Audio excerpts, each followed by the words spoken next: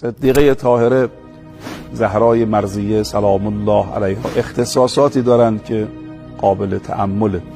اولا در میان معصومین تنها زنی هستند که این جایگاه رو پیدا کردن، بگیم 14 معصوم، یکیشون حضرت زهرا سلام الله علیهاست و دیگران که کفو امیر المؤمنینند که اگر ایشان نبود کفوی برای ولی خدا نبود.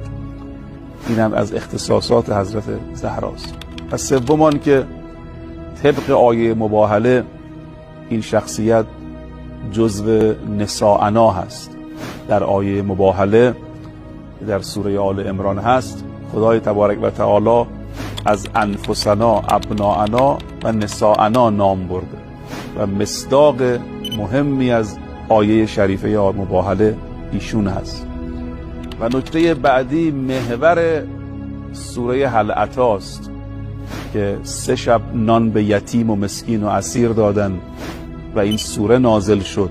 فرماید یطعمون الطعام علی حبه مسکینا و یتیما و اسیرا. اینا از اختصاصاتی است که مربوط به این شخصیت بزرگوار هست.